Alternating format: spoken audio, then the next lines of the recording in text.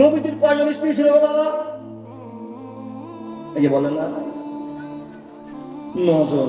কেউ যদি বলে 13 জন, ফেলে দিতে পারবো না। কেউ যদি বলে 11 জন, ফেলে দিতে পারবো না। কেউ যদি বলে 7 জন, আপনারটা নেওয়া হবে। মতের শেষ নাই। তার মানে এক কথা বোঝাতে চেয়েছি, নবীজির একাধিক স্ত্রী ছিলেন। আপনাদের কটা? মৌলভী সাহেব, একটার ঝামেলাতে বিদেশে থাকতে হয়, আর আপনি আরো খবরটা নিচ্ছেন। আল্লাহ বলছেন ফানকিহু মা তাবা লাকুম মিনান নিসা মাসনা সুলাসা। দেখেন দেখেন দেখেন, প্রয়োজন যদি হয় বেশি করেন, প্রয়োজন নাই বিয়ে করার প্রয়োজন নাই। এখন বিয়ে করার যদি করে দিতে একটা মেয়ে দান করবে না। তাকান তাকান তাকান, নবীজির একাধিক স্ত্রী ছিলেন। নবীজি বিচার করে চলতে পারতেন, আমি আয়েশাকে যত ভালোবাসবো, খাদিজাকে ততটাই ভালোবাসবো, হাফসাকে ততটাই, মারিয়া কিপ্তিকে ততটাই। জি, সংসার চলছে। বন্ধুরে আমার, আজকে সোমবার আয়েশার, মঙ্গলবার হাফসার, বুধবার মারিয়া কিপ্তিয়ার, বৃহস্পতিবার জাইনাব বিনতে জাহাসের। এই করে সময়কে মেনটেন করে নবীজি চলতেন, কথা জানা আছে। বন্ধুরে আমার, এমন একটা গল্প আপনার সামনে শোনাতে আরম্ভ করলাম। সূরা তাহরিমের 1 নম্বর আয়াতটাকে নিয়ে গবেষণা চালু করলাম, আলোচনা শুরু করলাম। বন্ধুরে, আল্লাহ তাবারাক ওয়া তাআলার নবী মুহাম্মদুর রাসূলুল্লাহ সাল্লাল্লাহু আলাইহি ওয়াসাল্লামের জীবনের বাস্তব গল্প আপনাকে শোনাতে আরম্ভ করলাম। এই বন্ধুবর, নবী মুহাম্মদকে আল্লাহ এত সম্মান দেওয়ার পর স্ত্রীর প্রেমে কেমন করে হাবুডুবু করতে আরম্ভ করেছি। বন্ধুরে আমার, কিন্তু সম্মান রাখতে হবে। উনি নবী আর নবীর স্ত্রী সম্পর্কে আলোচনাটা কোরআনে স্পষ্ট হয়েছে। তাফসীর কারকেরা লিখতে আরম্ভ করেছেন। কি ঝামেলা হলো ও বন্ধুগণ আমার, বিশ্ব নবীর স্ত্রী মা হাফসার সেই দিনটা থাকার পালা, সেই দিনটা সময় মেইনটেইন করবার পালা। নবী মুহাম্মদকে মা হাফসা জিজ্ঞাসা করতে বলছেন, নবী গো, আপনি তো আজকে সারাদিন আমার কাছে থাকবেন, উঠবেন, বসবেন, খাবেন, আনন্দ করবেন। ইয়া রাসূলুল্লাহ, আমার আব্বার বাড়িতে যাওয়ার একটা বড় প্রয়োজন হয়েছে গো নবী। আব্বার নাম হলো হযরত ওমর, সুবহানাল্লাহ। কার বললাম? ওমরের বেটি, নামটা হাফসা। বন্ধুরে আমার, নবীজি বলছেন, হাফসা যাও যাও যাও, বাপের বাড়িতে যাও, আর বাপের বাড়ির কাম শেষ করে তাড়াতাড়ি আবার চলে আসো। আজকে মঙ্গলবার, তোমার কাছে থাকবার টাইম আছে। মনে বড় আনন্দ নিয়ে তুমি আর আমি গল্প গুজব করবো, মনে আনন্দ পার করে দেব। ঠিক আছে গো নবী। চলে গেলেন বাপের বাড়িতে। বাপের বাড়িতে গেলেন, আর যাওয়ার পর বেটি ছেলে যদি, মেয়েরা যদি বাপের বাড়ি যায়, 3 মিনিটের কথা বললে বাবা 7 মিনিট পার করে আসে, ঠিক না ভুল? আজকে বলছে, ও জমিদার আব্বা, আমি আমার বাবার বাড়িতে যাচ্ছি। বলে যাও, কালকে চলে আসবো। কালকে ওখানে যাওয়ার পর হঠাৎ করে ফোন লাগিয়ে বলছে, আমার খালাতো ভাইয়ের বিয়ে, তো পরশু দিন আসবো। পরশু দিন পার হয়ে গেল, আমার ফোন লাগিয়ে বলছে, আমার মাসিক ছেড়ে মুসলমানি হবে। বাবা, মানে বাপের বাড়ি থেকে আসতে মেয়েরা একটু দেরি করে, তাই কি না? জি জি জি। চলে গেছেন মা হাফসা। যাওয়ার পর সময়টা পার করছেন বাবা। আর এদিকে বিশ্বনবী মঙ্গলবার সারাদিনটা কার বুঝার জন্য বলছি, মা হাফসা। নবীজি গিয়ে ঘরে দেখছেন তো এখনো হাফসা আসেনি। নবীজি ভাবছেন যে ফাঁকা ঘরে একলা বসে আর কি করবো, আরো যে আমার 7 জন 8 জন 9 জন স্ত্রী আছে, এদের সঙ্গে গল্প করে সময় কাটায়। তো নবীজি ঘুরতে ঘুরতে ঘুরতে ঘুরতে ইতিহাসে পাওয়া যায়, তাফসীরে পাওয়া যায় 2টো স্ত্রীর কথা। একটার নাম হলো মারিয়া কিপ্তিয়া, আর একটার নাম হলো জাইনাব বিনতে জাহাস। 2 জন স্ত্রীর কোন একটা ঘরে গিয়ে নবীজি বসলেন। দেখেন গো, স্ত্রীরা যদি স্বামীকে ভালোবাসার, স্বামী যদি স্ত্রীকে খুশি করতে পারে, তো স্ত্রী যদি কোনো জায়গা থেকে চুপ করে কোনো একটা মিষ্টি খাবার পায়, তা স্বামীর জন্য লুকিয়ে রাখে, ঠিক না ভুল? ও বাবা, আর এমন দুনিয়াতে স্বামী আছে, যদি বাজারে একটা মিষ্টি খায়, তো স্ত্রীর জন্য আবার ক্যারি ব্যাগে করে পকেটে ঢোলাই করে স্ত্রীর জন্য নিয়ে আসে। এটা মহব্বত, এটা ভালোবাসা। নবীজি যখনই ঘরে বসা, সঙ্গে সঙ্গে মারিয়া কিপ্তিয়া কিংবা জাইনাব বিনতে জাহাস 2 জন স্ত্রীর ভিতরে কোন একজন স্ত্রী, নবী কিন্তু মধু খেতে খুব ভালোবাসতেন। জোরে বলুন সুবহানাল্লাহ। মধু খেতে ভালোবাসতেন। নবীজিকে যেমনই বসা দেখা, কথাবার্তা চলছে, নবী গো, আমরা যদি স্ত্রী থাকে তো চট করে আপনার স্ত্রী বলবে, একটু চা বানিয়ে দিই, বলে কিনা বাবা? আপনি তো ফাঁকা সময়টা কাটে, চা বানিয়ে দিই। স্বামীকে ভালোবাসে তাই তো বলেছে। বন্ধুরে আমার, মা বোন আমার, ভালো করে শুনে যান। বিশ্বনবী চকিতে বসা, ঘরে বসা, এমন তো সময় 1 কাপ মধু বের করেছেন, 1 গ্লাস মধু বের করেছেন, 1 পেয়ালা মধু বের করেছেন, নবীর হাতে দিয়েছেন। আর নবী সুন্দর করে বিসমিল্লাহ বলে মধু খেতে আরম্ভ করেছেন। অত্যন্ত প্রিয় জিনিস মধু, অত্যন্ত ভালো জিনিস মধু। বন্ধুরে আমার, যদি মধু 10 মিনিট পার হয়ে যাবে, আলোচনা করার টাইম নাই। রে আল্লাহর বান্দা বান্দেরা, এমন তো টাইম, এমন তো সময় একটা চলছে, মধু খাওয়া হয়ে গিয়েছে, নবী যাওয়ার অবস্থান করছেন মারিয়া কিবতিয়ার ঘরে। মধু খাওয়া যখনই হয়ে যাওয়া, বিশ্ব নবীর মাথা টার্গেট আছে, হাফসা ঘরে ঢুকে যাবে, হাফসা চলে আসবে, আর হাফসার কাছে আমি ঘর থেকে উঠে চলে গিয়ে হাফসার সঙ্গে সারাদিনের গল্প মিটিয়ে নেব। বন্ধুরে আমার, বিশ্বনবী এক পা দু পা করে আমার হাফসার ঘরে ঢুকতে যাচ্ছেন। ঘরে দেখছেন হাফসা এসে হাজির হয়ে গেছে। হাফসার ঘরে কি বিশ্বনবী বলছেন, আসসালামু আলাইকুম ওয়া রাহমাতুল্লাহ। স্ত্রীকে কি আপনি সালাম দেন গো বাবা? বলেছে, স্ত্রীকে সালাম দিলে স্ত্রী হাসে, উত্তর দেয় না হাসে। তার মানে পরিবারটা এখন ইংলিশে ভালোবাসা দিয়ে আছে নাকি? বন্ধুরা আমার, বিশ্বনবী সালাম দিচ্ছেন, হাফসা এত দেরি হলো কেন? কিন্তু বন্ধুরা আমার, এখানে একটা ঘটনা প্রস্ফুটন হয়ে যাচ্ছে। এত সুন্দর কথা আপনাকে কেটে কেটে বলতে আরম্ভ করেছি। আল্লাহ নবী সালাম দিলেন, অন্যদিন যেভাবে সালামের উত্তর ঘুরিয়ে দেয়, সেই দিন মা হাফসা এত সুন্দর করে সালামের উত্তর ঘুরিয়ে দিলেন না। মানে ভিতরে একটা ঝামেলা। বন্ধুরা আমার, রঞ্চন করে বলার দরকার নাই, আপনাকে বুঝার জন্য বলতে আরম্ভ করলাম। বিশ্বনবী বুঝলেন আমার স্ত্রী হাফসা রাগ করেছে, রাগের কারণ জানি না, কিন্তু আজমাই পাওয়া যায়। আপনার স্ত্রী আপনাকে নিয়ে আসতে বলেছিল একটা ব্লাউজ কিনে নিয়ে আসবে, আর আপনি ব্লাউজ কিনে নিয়ে আসেননি। স্ত্রীর সঙ্গে কথা বলতে যাচ্ছেন, কথা বলে না, আপনি বুঝে নিয়েছেন আমার স্ত্রীর জন্য ব্লাউজ নিয়ে আসেনি, যার জন্য ঝামেলাটা এরকম চলছে না গো বাবা। প্রত্যেকদিন হেসে হেসে কথা বলে, আজকে কেন হাসে না? তার মানে ব্লাউজ কাজ করেছে, মিষ্টিতে কাজ করেছে। নবী বুঝতে পেরেছেন আমি হাফসার ঘর বাদ দিয়ে মারিয়া কিবতিয়ার ঘরে ছিলাম, যার জন্য আমার হাফসার মনে একটা রাগ ধরে গেছে। বন্ধুরা আমার, সময় পার হয়ে যায়, গাঁজা করি গল্প আপনার সঙ্গে বলে সময়টা পার করতে চাইছে না। রে মা বোন আমার, ভালো করে শুনে যান, কত মহব্বতের স্বামী আর কত মহব্বতের স্ত্রী। নবী মোহাম্মদ হাফসাকে খুশি করবার জন্য, মা হাফসাকে খুশি করবার জন্য সালাম দেওয়ার পর কাছে যাচ্ছেন। যখন নবী কাছে যাচ্ছেন, তখন মা হাফসা বলছেন, নবী গো একটু আপনি দূরে সরে যান। নাউজুবিল্লাহি মিন যালিক। দেখেন দেখেন দেখেন, বুঝার জন্য ওয়াজ করছি বাবা। এই ঘটনা ঘটেছে, কিন্তু তা নয়, শুধু একটা প্রমাণ নবীজি প্রমাণ করে দেখিয়ে দিয়েছেন। কি সেটা আপনাকে দেখাচ্ছি। স্ত্রীরা এইরকম ব্যবহার করে, স্বামী নবী মোহাম্মদ এখন দূরে সরে, মুখটা রাগ, ভারী ভারী ভাব। নবীজি বলছেন, নবী বলছেন কেন দূরে সরবো? তো নবীজি বলছেন আপনার মুখ থেকে যেন মাগাফিরের গন্ধ বের হচ্ছে। জোরে বলুন নাউজুবিল্লাহ। মাগাফির একটা আঠা জাতীয় গন্ধ জাতীয় ফলের রস, না একটা রস, যেটা খেলে মুখ থেকে একটা গন্ধ বের হয়। বন্ধুরা আমার, যখনই নবী মোহাম্মদকে বলছেন, নবী গো আপনার মুখ থেকে যেন একটা মাগাফিরের গন্ধ বেরিয়ে আসছে, আটা আটা গন্ধ বেরিয়ে আসছে, নবী কিন্তু চারিদিকে লাচ্ছা চিন্তা করছে, আরে আমি মাগাফির কোথায় পেলাম? মাগাফির আমার কেমন করে আসলো? আমি তো এখন আমার কিবতিয়ার ঘর থেকে মধু খেয়ে আসলাম। বন্ধুনে আমার, সময়টা পার হয়ে যায়, সময়টা পার হয়ে যায়। স্ত্রীর কথা শুনে বিশ্বনবীর মনটা নরম হবে না গরম হবে বলুন? দেখেন, কিন্তু নবী মোহাম্মদ এত ভালো মানুষ ছিলেন, স্ত্রীকে তরকারি কাটতে হেল্প করতেন, স্ত্রীকে খুশি করার চেষ্টা করতেন। যা হোক, তুমি বেটি ছেলে, তুমি মেয়ে বাও, তোমার বুদ্ধি কম। আমি তো গাঁজা খাই না, আমি তো মদ খাই না, আমি তো মাগাফির খাই না, কিন্তু আমার মুখে গন্ধ, নিশ্চয় কোনো রহস্য আছে। হাফসাকে জড়িয়ে ধরে বলছেন, রে হাফসা, বুঝাবার জন্য আপনাকে ওয়াজ করতে আরম্ভ করেছিল বন্ধু। স্ত্রীকে বুঝিয়ে বলছেন, হাফসা আমি তো কোনো আটা খাইনি, আমার মুখে কেমন করে গন্ধ হবে বলো? তো নবী মোহাম্মদ বলছেন, আমি একলাই বলবো না, আর একজনকে জিজ্ঞেস করে নিতে পারে। এখানে আর একটা মেয়ের কথা বলছে বাবা, কেউ বলছেন না। আল্লাহ নবী শুধু হাফসার কথা ছিলেন, আর হাফসাকে এই কথাটা জিজ্ঞেস করেছিলেন, আর মা হাফসা এটাই কথা উত্তর দিয়েছিলেন। আর কেউ বলছেন না না না, মা হাফসা বলছেন আমার কথা যদি বিশ্বাস না হয় তো আপনার আর একজন স্ত্রী আছে আয়েশা, আমার কথা যান। দেখেন বাবা, কেউ বলছেন মা আয়েশাকে বলছেন, নবী আয়েশা দেখো তো আমার মুখ থেকে গন্ধ বের হচ্ছে না কি জি? তখন মা আয়েশা বলছেন, হ্যাঁ, মানে বান্ধবীতে বান্ধবী অ্যাডজাস্ট হয়ে গেছিল বাবা। এ কথার মিটমাট আমি করতে পারবো না, কিন্তু তাফসীর কারুটা লিখেছে, আপনাকে বললাম, শুধু আপনাকে অরিজিনাল কথা বুঝিয়ে যায়। বিশ্বনবীর মুখের গন্ধ বের হচ্ছে, এটা শুনে আমরা একটু চমকে উঠবো। কেন?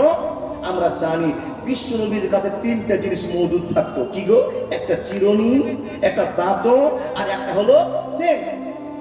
তিনটা জিনিস প্রিয় বাবা। মুখ তো বন্ধ করবে তার যে 3 কুইন্টাল করে গুটকা মুখে ঠুসিয়ে ঠুসে ভরে থাকবে। যে সারাদিনে 24-25টা বিড়ি খেয়ে মুখটাকে ফাটা করছে তার গন্ধ হওয়ার কথা। কেউ দিনে 1 প্যাকেট খৈনি কচলে খাচ্ছে তার গন্ধ হওয়ার কথা। বিশ্বনবীর কি করে গন্ধ হয়? নবীজি টেনশন করছে, ও বাবা গন্ধ বের হলো। আপনাকে যদি বলা হয়, এই আপনি বসে আছেন সুন্দর মানুষ, গায়ে একটা কিছু ময়লা আছে, আপনার গায়ে ময়লা, একটু লজ্জা লজ্জা ভাব লাগে না বাবা? বন্ধুরে আমার, স্ত্রীর কাছে নবীজি একটু ছোট হয়ে যাচ্ছেন, লজ্জা লজ্জা অনুভব করছেন। এমন তো সময় বিশ্বনবী বলছেন, রে হাফসা, আমি কি মারিয়া কিপ্তিয়ার ঘরে বসে বসে মধু খেয়ে আসলাম না? আমি তো মধু খেয়ে তোমার কাছে আসছি, কেমন করে গন্ধ হবে? আরো তো আগুন চলে গেল বাবা। বুঝেননি কথা? অথচ নবীজির স্ত্রী আর উমরের বেটি, উমরও জান্নাতি আর তার বেটিও জান্নাতি। বন্ধুরি, এত দামি মহিলাটা আর এত ভালো মানুষটার জীবনে একটা সমস্যা তৈরি হচ্ছে, তো আমাদের জীবনে সমস্যা হওয়া দরকার আছে কি নাই বলতে হবে। আছে না? তাহলে কাল থেকে সমস্যা চালু করিয়েন। বলে হ্যাঁ চালু করবে। চালু তো একটা জায়গাতে হতে পারে বাবা, স্ত্রী গাল দেবে, 3টা চড় মেরে দেবে, ঝামেলা লেগে গেল, আপনাকে জেল খাটতে হতে। বন্ধুরা আমার, সময় পাপ নবী মুহাম্মদুর রাসূলুল্লাহ সাল্লাল্লাহু আলাইহি সাল্লাম নিজের সম্পূর্ণ কথাকে বাদ ফেলে দিলেন, পিছনে ফেলে দিলেন, মুখ বন্ধ করতে যা করতে জানি না। রে হাফসা, তুমি মনটা কেন খুশি করো না? মনটা তোমার ভারী ভারী হয়েছে কেন? তুমি হেসে হেসে কেন কথা বলো না? নবীজি বলছেন, নবীকে প্রশ্ন করা হলো, ইয়া রাসূলুল্লাহ, ইয়া হাবিবাল্লাহ, ও আল্লাহ নবী আপনার কাছে প্রশ্ন, নবী গো, পৃথিবীতে কোন মেয়েটা সবচেয়ে দামি, কোন মেয়েটা সবচেয়ে ভালো? তো নবীজি বলছেন, আইয়ুন নিসাই খায়রুন, ওই মেয়েটা সবচেয়ে ভালো যে মেয়েটা অল্প সময়ের ভিতরে স্বামীকে হাসিয়ে পাগল করতে পারে। জন্ম আমার নবীর যুগে হলে কেমন হতো? জন্ম আমার নবীর যুগে হলে কেমন হতো? দু নয়ন রাসূল পাক দেখিলে কেমন হতো? জন্ম আমার নবীর যুগে হলে কেমন হতো? জন্ম আমার নবীর যুগে হলে কেমন হতো? একবার জোরে বলুন না সুবহানাল্লাহ।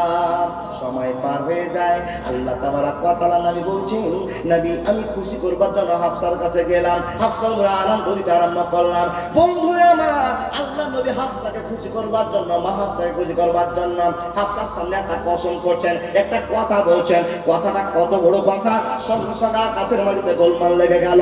আকাশের মালিক খবর দিয়ে পাঠিয়ে দিল, বন্ধুরা আমার, স্ত্রীকে খুশি করবার জন্য বিশ্বনবী বলছেন, রে হাফসা, একটা টাটকা কথা শোন, আমি তো মারিয়া কিপ্তিয়ার ঘরে একটু মধু পান করে আসলাম, 1 গ্লাস মধু খেলাম, তাতে যদি আমার মুখ থেকে গন্ধ বের হয় আর মাগা পীরের গন্ধ যদি প্রকাশ পেয়ে যায়, গন্ধ যদি ছুটে যায়, আমি তোমাকে কথা দিলাম জীবনে কোনদিন আর মধু খাবো না।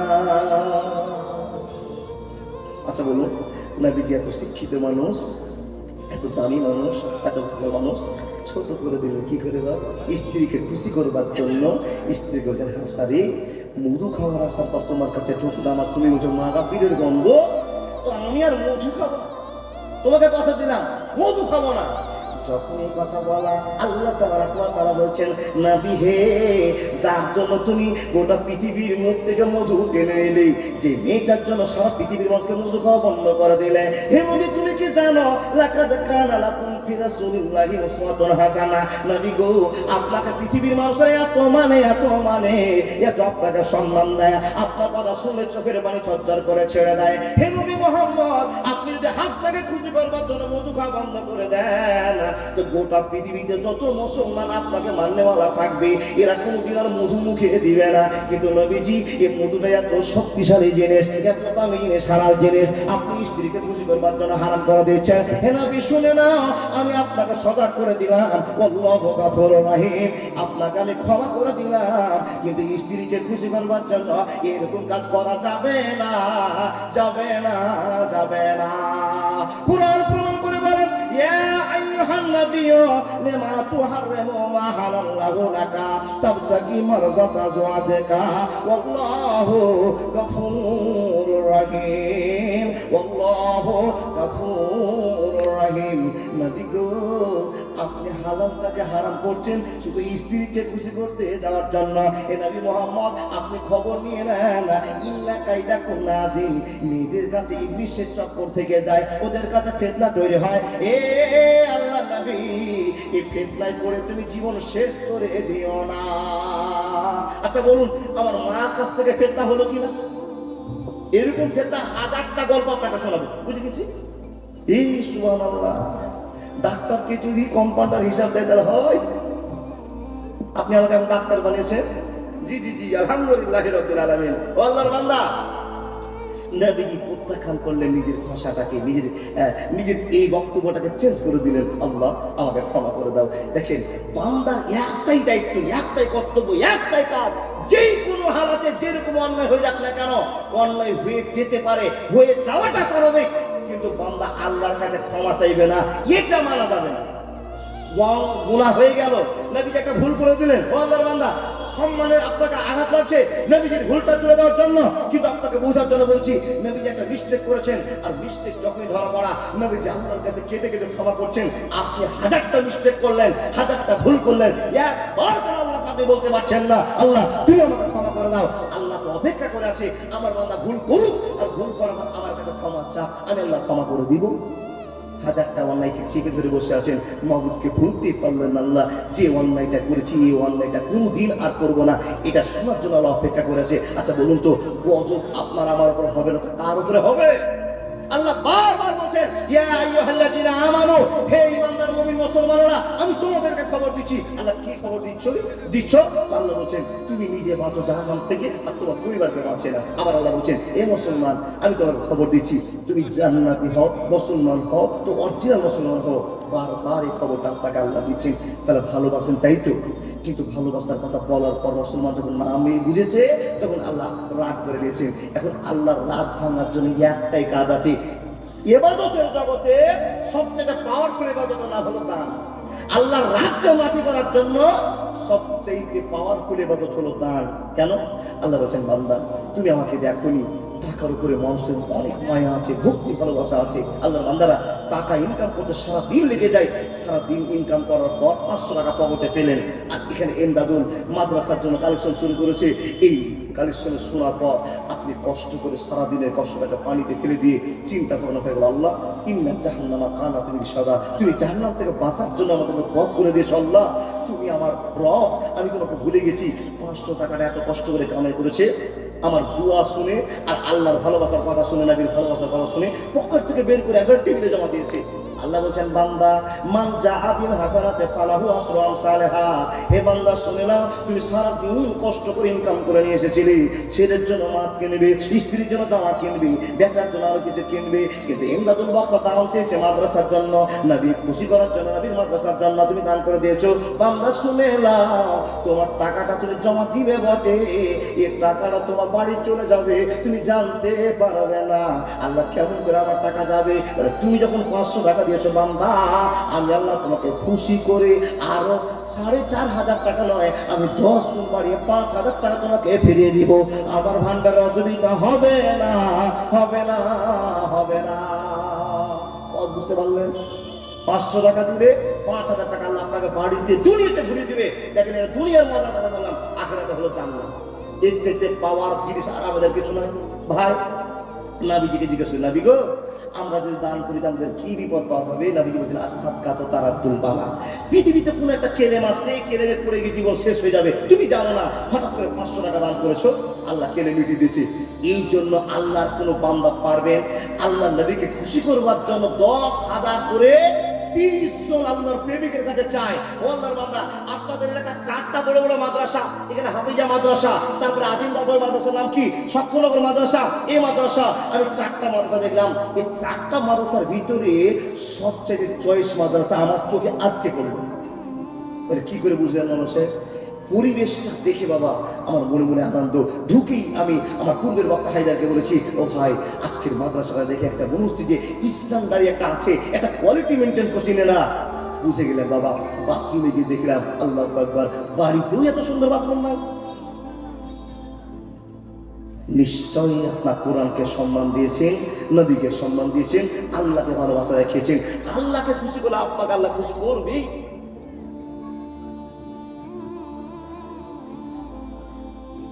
জি জি জি, হাই হাই, ও আল্লাহ বান্দা। আহা, সব মাদ্রাসার জমি আছে কিন্তু এই মাদ্রাসার জমি নাই। কি করে চলবে বাবা, কি করে চাল দিব? দেখেন চলার জায়গা নাই। আমরাই হলাম, আপনি হিসাবটা শুনলেন না? এই লোকটা আমাদের সভাপতি সাহেব এত সুন্দর করে আজকে অডিটটা করেছে, এর জন্য আপনার ওনার প্রশংসা করতে হয়। এত সুন্দর করে বুঝিয়ে দিয়েছে আপনাদেরকে কি আছে কি না আছে, কেমন করে বোঝাতে হয় বুঝিয়ে দিয়েছে। ও আল্লাহর বান্দারা, আপনার সামনে খুলে আপনাকে বলে টাইমটা আমি লস করবো না। আপনি কি আল্লাহকে খুশি করার জন্য, এই মাদ্রাসাকে ধন্য করবার জন্য আপনি কি 10,000 টাকা পারবেন একজন আল্লাহর বান্দা?